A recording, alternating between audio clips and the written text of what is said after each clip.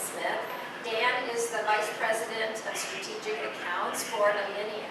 And Alinea is a very important solution right now because it helps companies distinguish and really sell on value, which is so important for today's frugal buyers.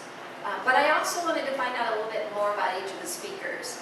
And I asked a few questions. So first of all, Dan came all the way out from Connecticut. I don't know how many of you had to travel far to get here, but what was that, about a 6-hour? Yes.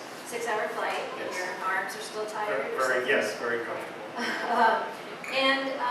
What do you like to do when you're not working?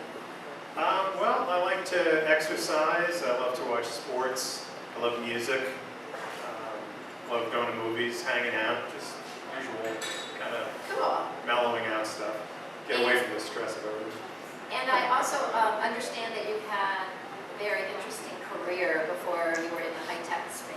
Oh yeah, well I started out in the garment center in the textile industry when there was a textile industry in the US.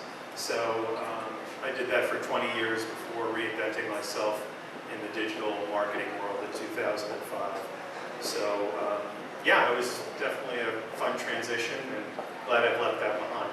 How does one go from selling in the garment district to selling in the high-tech fields? Well, it starts with a lot of networking and making connections and starting to work with people you trust to figure out, what's going to be your next act, what's hot, what's coming, and then really convincing your new potential employers that that you can make that transition. So fortunately, I was able to catch digital marketing in its infancy. There wasn't a lot of people that were out there doing it because it was new. So I was able to convince this early stage agency to bring me on to do some business development, and it started and had a 5-year run there, which was fun. It just shows you how good you are at sales and you were able to make that transition.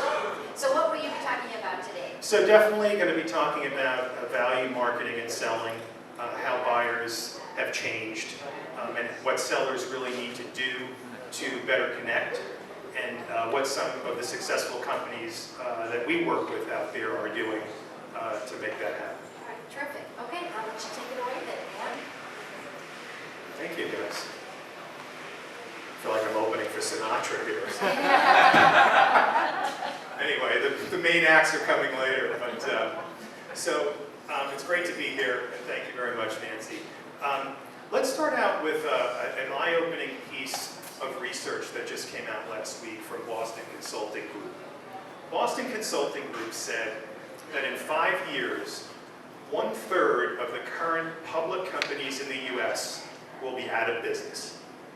1/3 of the current public companies in the US will be out of business if they don't learn how to effectively manage change. So managing change, according to Boston Consulting Group, is really the #1 predictor of current and future success. So what does that have to do with us today? Well, I think it has a lot to do with us today because marketing and sales has changed. And as a matter of fact, there are many thought leaders, including myself, that think that marketing and sales has changed more in the last 2 years than in the prior 50. So, when I think about buyers and sellers today, I've got one word in my head that I'm thinking about. But maybe some people in the audience might have one word to describe the current situation between buyers and sellers. Anybody? One word.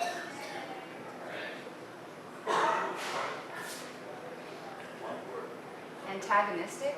Antagonistic, good. Not the one I was thinking of, but that's a good one.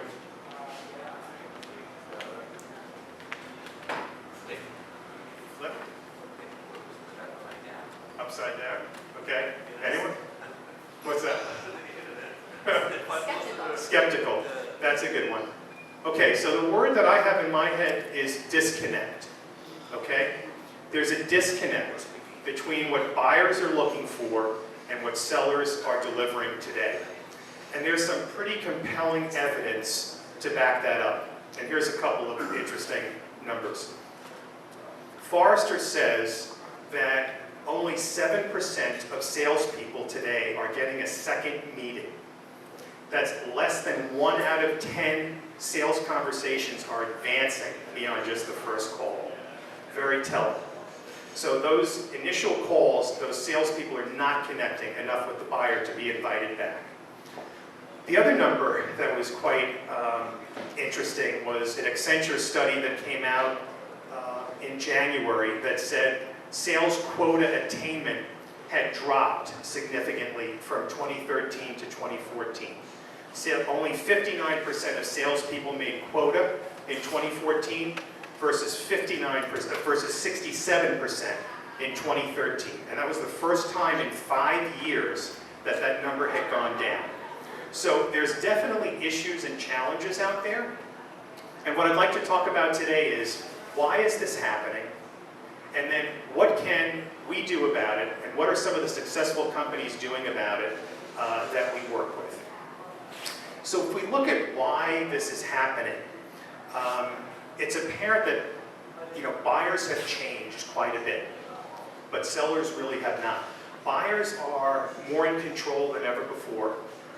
They have all of the tools for looking up things online. They can learn about your product solutions, your company, about you, about your company's finances, about their history. So they're very much empowered. They're in control.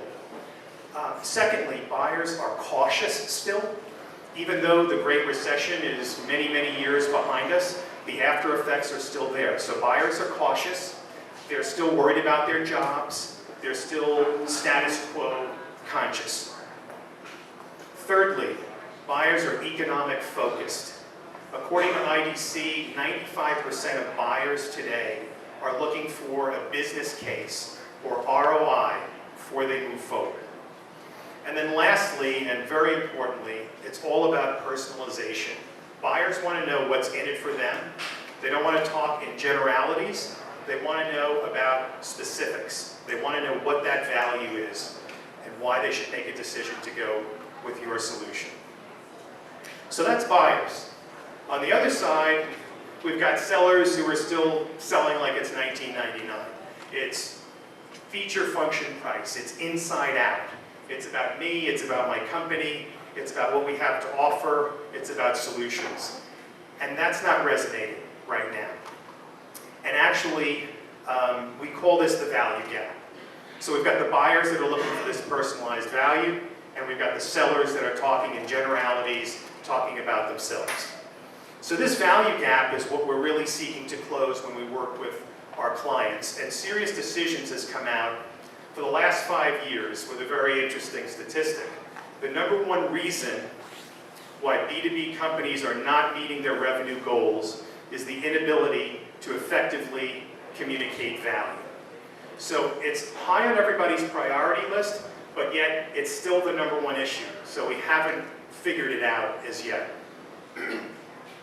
So I'd like to talk to you today a little bit about what we can do to help bridge that value gap and what some of the successful companies are doing to make that happen. So at Alinea, we put together what we call value marketing and selling program. And there's really 3 main components to that. So if we look at what successful companies are doing today to compete, they're doing 3 things. They're changing their messaging, they're changing their content, and they're retraining their people. So if we look at all 3 of these, and I'll go through each one and show you a little bit about how that's working. So messaging is critical. It's a foundational component. It informs all of the rest of what you are doing from a marketing and selling perspective. So when we talk about some successful companies, we're talking about people that we've worked with, companies like IBM and SAP, Splunk, ADP. These companies have all realized that their messaging needs to change, that it needs to be an outside-in approach as opposed to an inside-out approach. It needs to be about the prospects. So we've used a framework and a methodology that we call CLOSE, and it takes a challenge and role-focused approach. So we start to focus on what are the challenges that you're out there helping your prospects solve today. What are they wrestling with? What are their issues? The challenges are the key thing to connect with your prospects about. The second thing is, what role are we talking to today? Now we know from corporate executive board that in any enterprise decision today, there's on average 5.4 decision makers in every decision. And they all are from different potential areas. You could have a business buyer, a technical buyer, a finance buyer, there could be a marketing person in the room. So how are we able to have this messaging resonate with each of those roles? So we're going to work with these companies on the challenges, on the roles. The other thing we like to do is we like to highlight not only what the issues are, but what those issues are costing them today. So we said before that status quo bias, right? I don't want to move. And what we learned from neuroscience is that people will actually move away from a pain before they move to a gain. So what we like to do is highlight what we call the cost of doing nothing. What is the status quo costing you today? What is it costing you to not use ADP or to not use Kronos? And that's a very, very powerful tool. So if we're able to identify, yes, you have an issue, here's what it's costing you today, then when we start to talk about solution, then we're in a much stronger position to come in and have that customer open to hearing about a benefit. Prospects don't want to hear about benefits if they don't know they have a problem. So we work with the clients to do that. And then the last part of the framework is evidence, right? So everyone wants to know, well, what have you done in my space?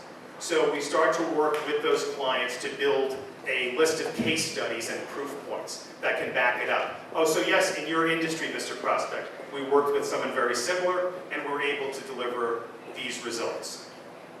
So that's messaging, which is the first component. The second component is content. And content is like the hottest thing everyone's talking about today, right? People are spending, the budgets are going up. I think it's 30% of marketing budgets are now on content, but yet no one's happy with it. Marketers find it ineffective. CMI just came out and said that only 30% of marketing leaders think their content is effective. That's down from 35% last year. Salespeople think they never have the right content. So it's critical now that we take the foundational messaging and start to push it out into interactive content that can be used for both demand generation and for sales enablement. So what we're doing with these companies is we're helping to build out interactive tools that are role-based, that are challenge-based, that help the prospects go in self-serve, take assessments, realize that they have issues, and then are able to get a personalized report. These tools that are created also capture relevant information, and they get pushed into marketing automation. So we've got some content that works, that keeps the marketers happy because it attracts more leads and it delivers more conversions. For the salespeople, we're able to build out detailed tools which help them tell the story, connect emotionally with the prospect, but also deliver rational and financial justification and help them quantify their solution. And then lastly, it has case studies and evidence. So building impactful content based on that challenge-focused methodology we have seen to be very effective. The last leg of the program is training. And the reality is that marketing and sales organizations really need to be reprogrammed and retrained. And we are able to go in, work with the marketing organizations, work with the salespeople to be able to understand what is value marketing, what is value selling, how can it be personalized, how are prospects engaging and responding to a value marketing and selling program. So we've seen some very good results from the value marketing and selling program. From early stage, we're seeing a greater rate of lead generation. We're seeing greater conversions. On the sales side, we're seeing sellers selling at higher prices. We're seeing sales cycles reduced. We're seeing do-nothing prospects move into the win column. So we've been able to effectively move the needle with value marketing and selling. So in summary, I don't know how we're doing on time, but anyway, in summary, companies are in danger of going out of business if they don't effectively manage change. buyers have radically changed, but sellers have not. And sellers need to bridge the value gap in order to increase revenue and profit. And then lastly, value marketing and selling is critical to be able to bridge that gap, to be able to better connect with prospects, to be able to sell more, and to be able to make sure that your organization is not one of those organizations that's not going to be here in 5 years. So thank you very much.